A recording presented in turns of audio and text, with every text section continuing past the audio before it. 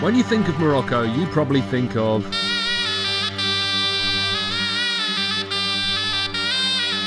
not this.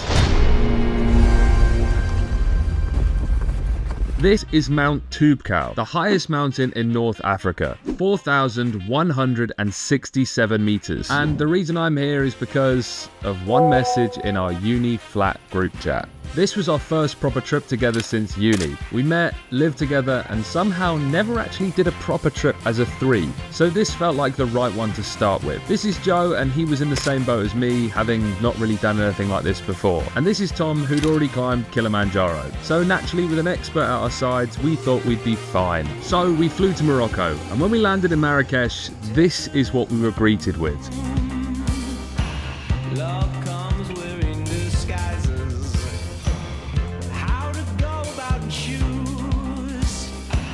Break it down, but Right, we're at the top of our riad for the night, and me and the boys are about to set our eyes on the prize. Fucking hell, lads.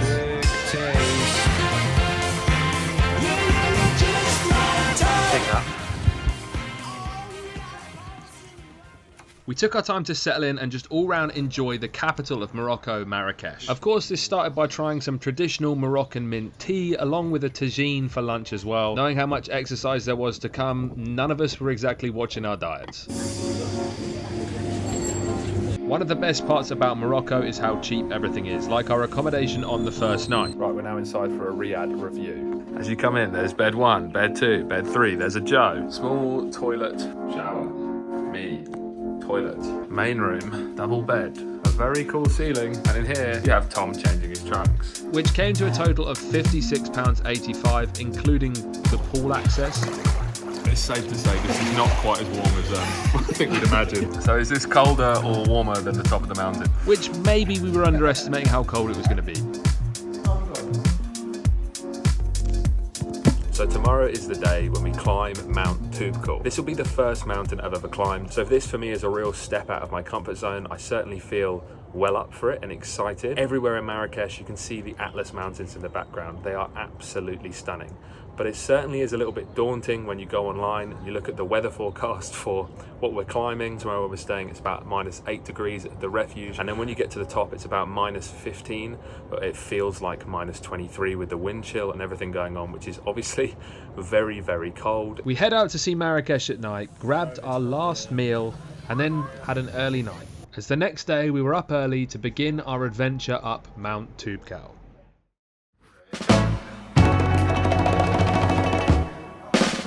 Morning, Vietnam. Goodbye.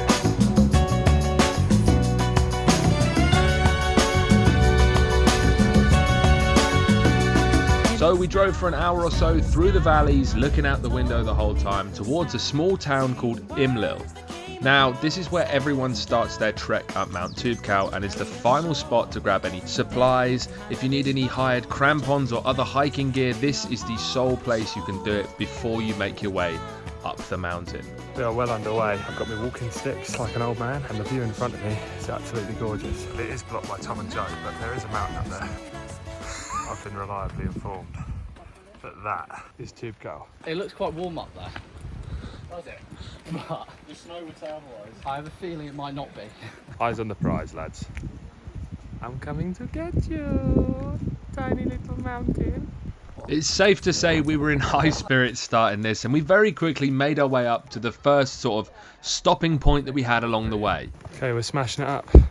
About to get to the police checkpoint. Give over our passports so they know which idiots are climbing this stupid big hill. And if any of us don't come down, then, I don't know, try looking for us. The drop-off started to get steeper and steeper, and it's certainly not anything I'd recommend to someone with vertigo or being afraid of heights anyway. So just in front of me, we are arriving into where I imagine we're going to have some lunch, which is quite the town considering how high up we are. That looks so inviting, but I bet it's freezing in that, considering it's not very warm up here. Now, a key thing to remember later on is that this is included in the price, and when I tell you, I think you're going to be baffled.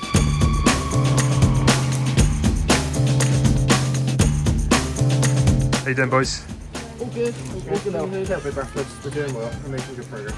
Dropped down to 131 now. Staying nice and healthy. We're in a little hut stopped for a moment and I'm eyeing up. Oh, look how beautiful that looks, Tom.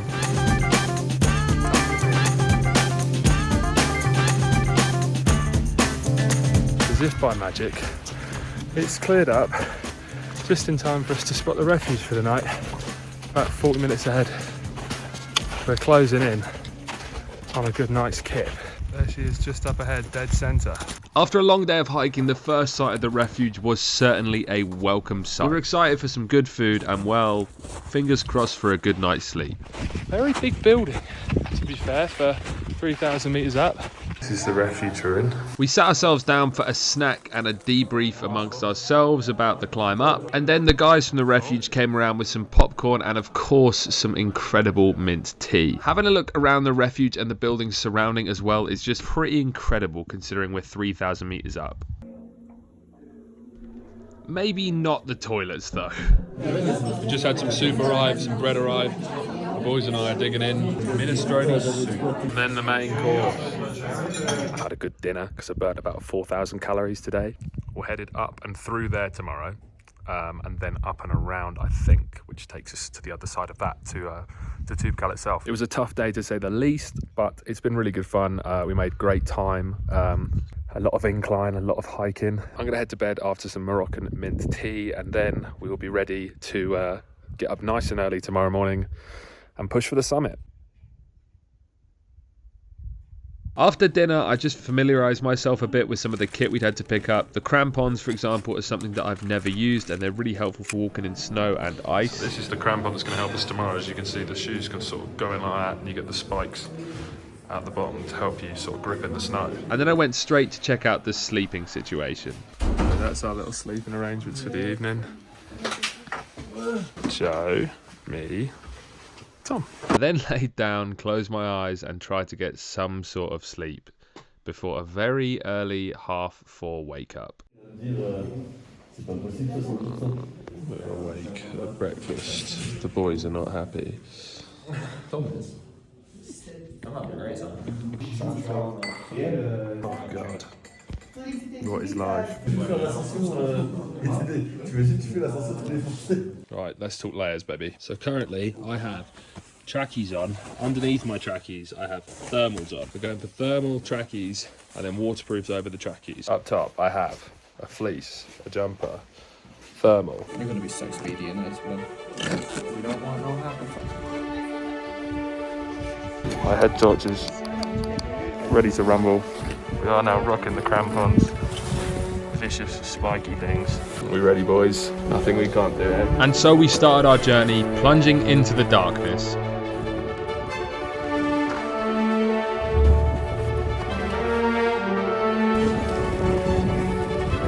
We are less than halfway. Always nice to know. But with views like this, it could have taken days and I wouldn't have cared.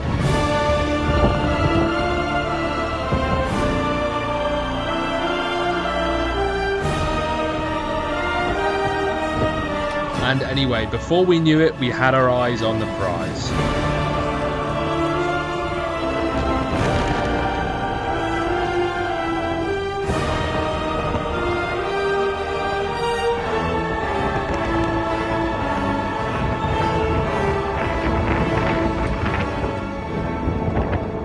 There we have it. That is the Toubkal, highest peak behind me. Fucking what an adventure. Yeah, but it doesn't just end there though, does it? The worst part about climbing a mountain is that you have to go back down. Exactly the same way you came up and exactly the same distance straight back down again. We had a quick refuge stop on the way back down and then it was straight to it. Once more into the abyss, boys. Merci, au revoir. It is snowing like a little bitch out here. So whilst we're doing that, let me run you through some costs. Let's start with the big boy expense, the flights. This came in at £72 per person. It's routinely way cheaper than this, but 72 quid, still pretty cheap. We also put all of our hiking stuff in a large bag between us, which was up to like 25 kilos. And in total, that came to £20 per person as well. Our first night of accommodation came to a total of £56.85, and then the accommodation we stayed at on the night we got back from the mountain was only £16.26 per person. All in all, the hike itself, including the guide, including the food along the way, including the night stay at the refuge, the transport to the mountain and the transport back from the mountain, came to just £86 a person, which I think for a 4,000 meter mountain is absolutely insane. I did pay £5 to hire the crampons that I wore. If you have your own, obviously you can wear those, so bear that in mind. And one thing you should definitely do at the end of something like this is also tip your guide in cash. They work incredibly hard, they keep you safe, and all round it's just nice to give them a little bit extra on top. After climbing the mountain, we then decided to head down to a small town called Tagazout. So I hired a car and drove down to Tagazout, which took 3 or 4 hours. The boys and I then chilled by the sea, had a swim, and enjoyed the complete and utter switch up from being on top of a freezing cold mountain to a beautiful, warm, sunny beach, watching the waves come in and having some good food.